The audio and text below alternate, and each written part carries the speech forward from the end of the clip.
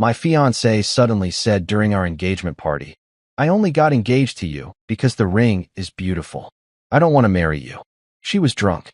I calmly replied, thanks for being honest.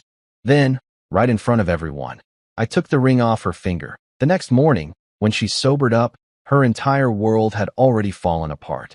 Dear friends, please subscribe to my channel. It's very important for my encouragement. Thank you. I'm 29, and until 3 weeks ago, I thought I had my life figured out. I'd been with Miranda for 4 years.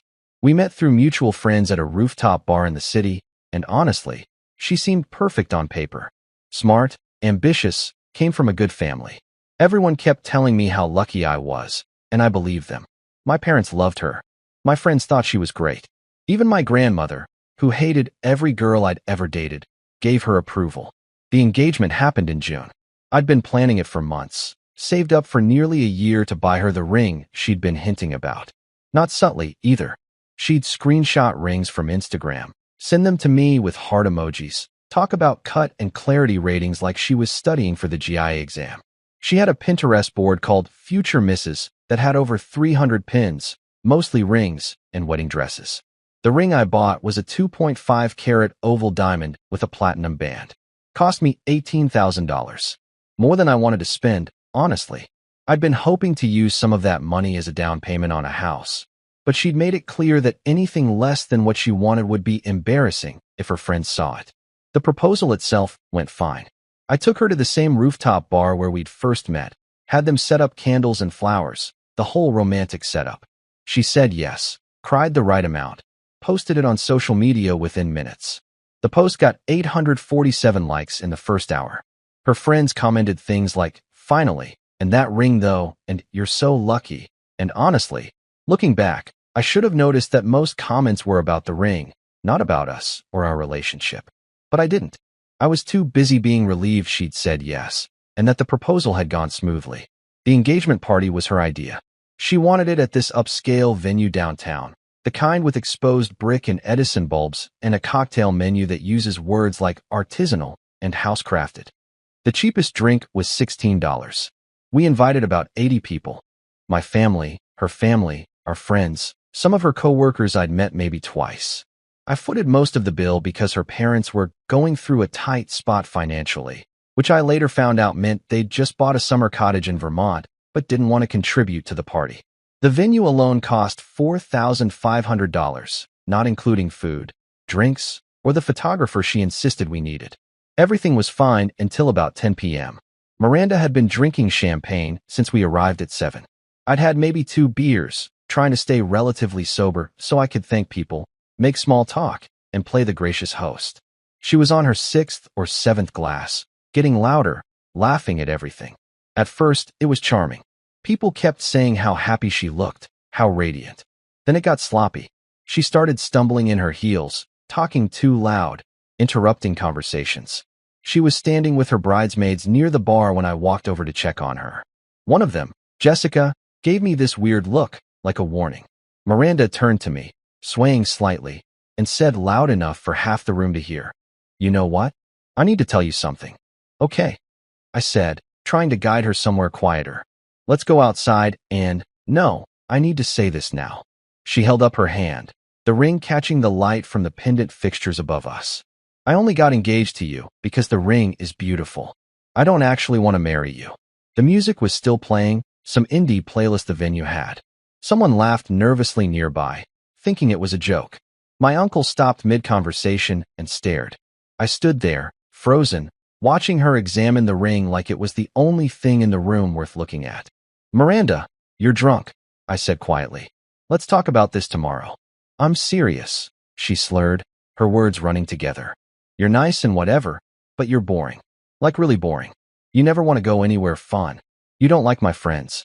I just wanted the ring. And the wedding.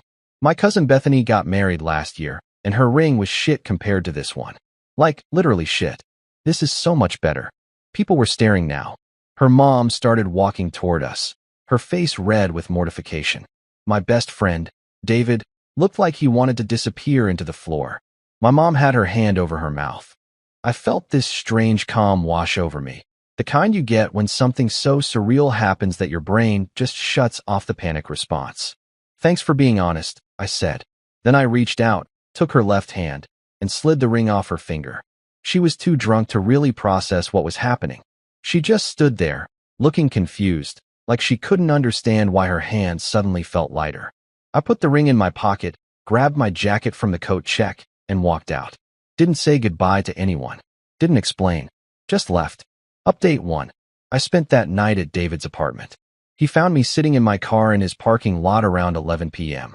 I hadn't even turned the engine on, just sat there staring at the ring in my palm, turning it over and over.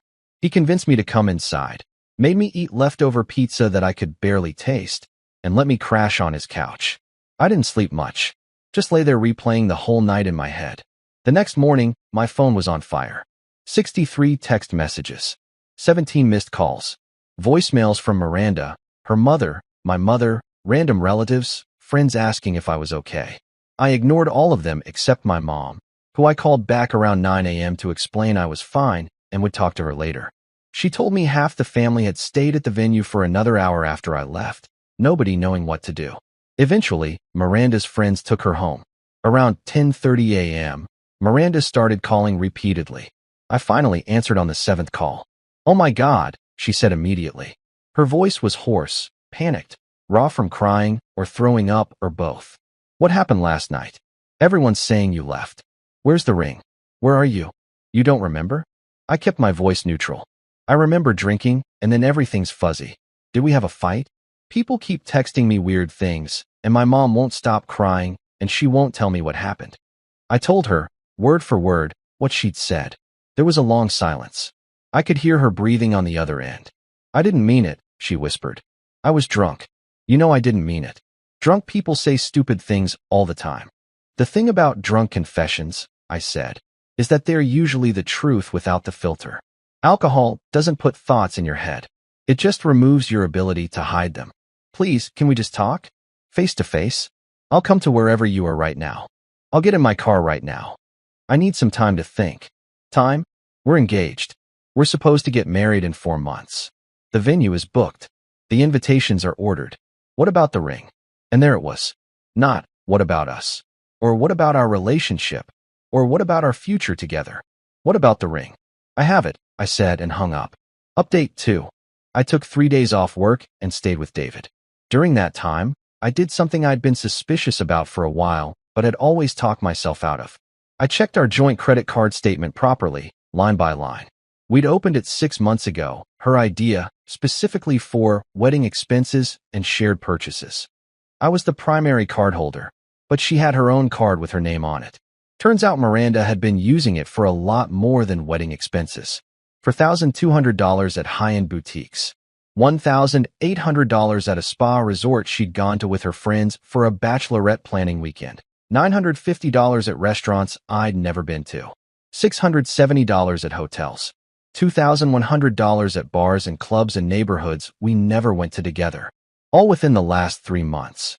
When I looked at the dates of some of those restaurant and hotel charges, they corresponded with nights she'd told me she was working late or having dinner with her mom or attending work events. I called the credit card company and got more detailed statements going back further. Over 6 months, she'd spent almost $15,000 on that card.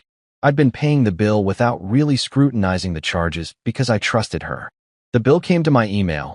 I'd glance at the total, pay it, and move on. I was working 50-hour weeks and planning a wedding. I didn't have time to investigate every charge. On the 4th day, I agreed to meet her at a coffee shop near my apartment. Neutral territory. She showed up looking rough, no makeup, hair in a messy bun, wearing sweatpants and an oversized hoodie. She'd been crying. That was obvious. Her eyes were puffy and red. "I'm so sorry," she started immediately, before she even sat down. "I was drunk and stupid, and I didn't mean any of it. You know I love you. You know me." "That wasn't me talking." "Do you?" I asked. "Love me?" "Of course I do. We've been together for years." "For years.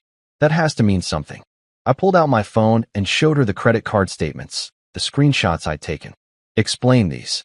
Her face went white. Actually white. "I can explain. $950 at Marcello's on July 18th. You told me you were at your mom's that night helping her with her computer. Who were you with? Friends. Just friends. Which friends? Give me names. She looked away, couldn't meet my eyes. It's not what you think. Miranda, I really need you to be honest with me right now because I'm about 2 seconds away from walking out of here permanently and you will never hear from me again. She started crying harder, that ugly crying where you can barely breathe. Okay, there was someone else. But it's over. I swear it's over. It was just a stupid thing that happened a few times. It didn't mean anything. My stomach dropped even though part of me had already known. How many times? I don't know. Maybe over 2 months? But it's done. Completely done. He ended it. Who?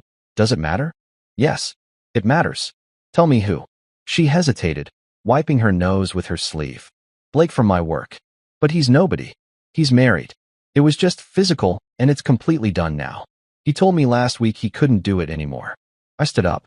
The chair scraped loudly against the floor. We're done. Wait, please. She grabbed my arm, her nails digging in. I made a mistake. People make mistakes. We can go to counseling. We can fix this. I'll do whatever you want. You didn't make a mistake, I said, pulling my arm away. You made a series of choices. You chose to cheat on me. You chose to spend thousands of my money on your affair. You chose to lie to me for months. And you chose to humiliate me at our engagement party by telling everyone the only reason you said yes was for the ring. I didn't mean that part. Yes, you did. That's the only honest thing you've said to me in months. Maybe years. I left her there crying into her hands. Final update. It's been 3 weeks. I broke the lease on our apartment, paid the penalty fee, and moved into a smaller place on my own. It's a 1-bedroom in a quieter neighborhood, costs less, and doesn't have any memories of her in it. Returned the ring to the jeweler and got about $13,000 back, which I used to pay off the credit card debt she'd racked up. I considered trying to get her to pay me back, talking to a lawyer about it, but honestly, I just wanted to be done with her completely. Cutting contact was worth more to me than the money. Miranda has been texting me every few days, alternating between apologizing and getting angry. She told her family and friends that I abandoned her over nothing, and that I was controlling and couldn't handle her having fun. Most people saw through it, especially after several guests from the engagement party started sharing what actually happened. Word spreads fast. Her mom called me once to apologize and tell me she understood why I'd ended things. She said Miranda had always been high maintenance, but she'd hoped marriage would settle her down. Turns out Blake's wife found out about the affair too. Someone from Miranda's office saw them together at a hotel bar and told her. She's filing for divorce. Blake got demoted at work when HR found out he was sleeping with a subordinate, which violated company policy. Miranda's been looking for a new job since her work environment became toxic, her word. She sent me a long text blaming me for ruining her career because if I hadn't made a scene at the engagement party, nobody would have been talking about her personal life. I found out from a mutual friend that Miranda's been showing people screenshots of the ring, telling them she dodged a bullet because I was cheap and wouldn't have been able to support her lifestyle anyway. The ring that cost me $18,000.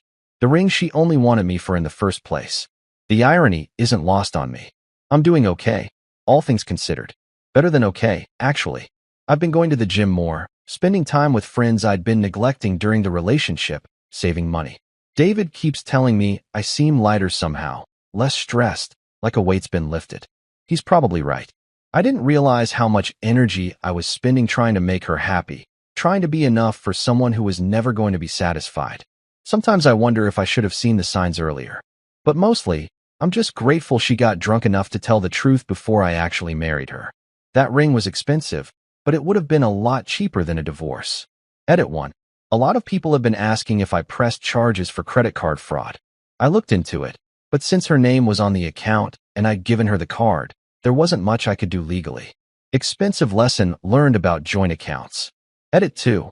For everyone asking, no, I'm not interested in dating right now. I'm just focused on rebuilding and figuring out what I actually want, not what someone else convinced me I should want. Edit 3. Someone asked about the wedding venue and vendors. I lost the deposits on most things, about $3,000 total. The venue was non-refundable. Photographer gave me half back because I was honest about what happened. It is what it is.